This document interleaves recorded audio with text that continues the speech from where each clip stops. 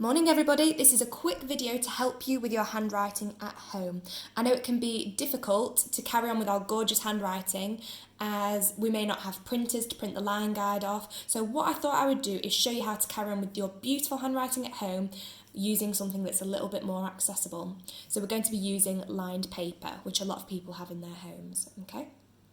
Now, as you can see, I've written the word handwriting and we're going to be focusing on 4 key things today.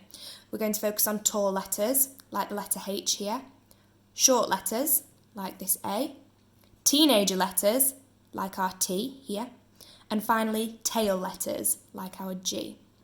What you'll notice is to make sure that all my letters are the correct size, I have written over 1, 2, 3 lines in my book.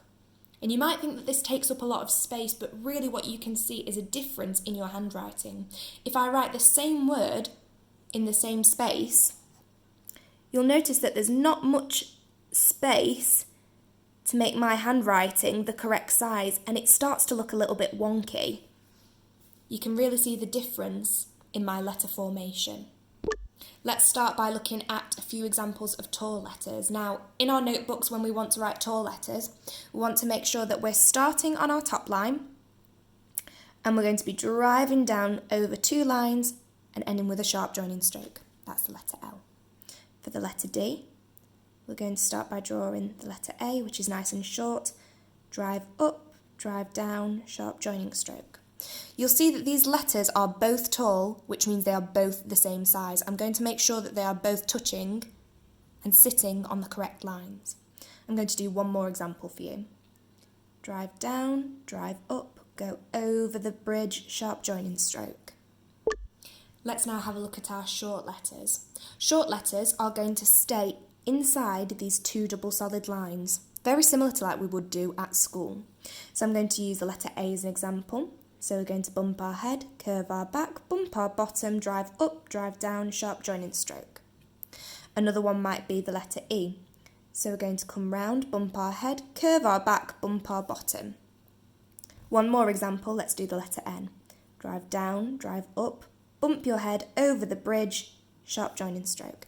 And you can see that all of these letters are the same size, and that's what I'm really looking for. Now we're going to have a look at our teenager T. The reason why we call it a teenager is because it's not quite tall, it's not quite short, it's just in between. So we're going to make sure we start in the middle of a double solid line. We're going to drive down, straight back, sharp joining stroke, cross the T. Watch again. Drive down, straight back, sharp joining stroke, cross the T. Okay. And finally, I'm going to show you how to do a tail letter.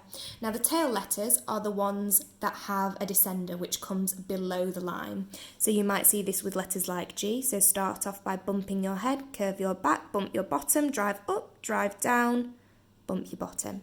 You can see that tail comes down. Another one might be the letter Y. So drive down, bump your bottom, drive up, drive down, bump your bottom. I'm going to show you one more.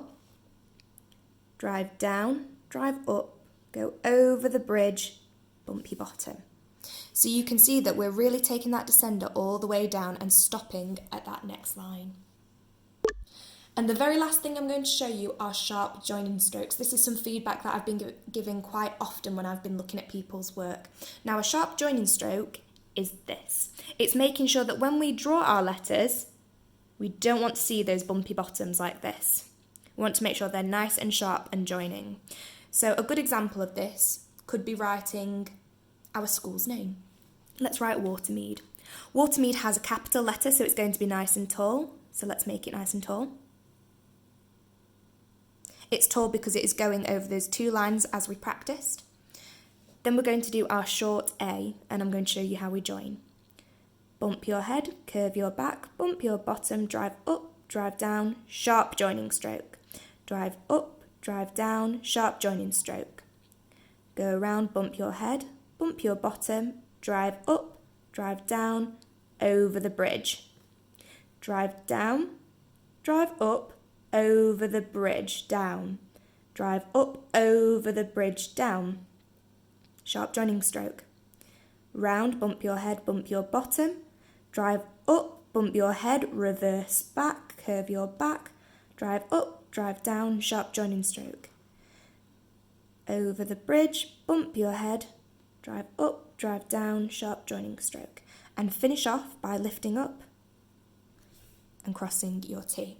So you can see how I have used lined paper to carry on with our beautiful handwriting that we normally see at school. So this is what I'm expecting to see, even if you don't use a line guide at home. Keep practicing and I'm sure we'll all get there. Best of luck.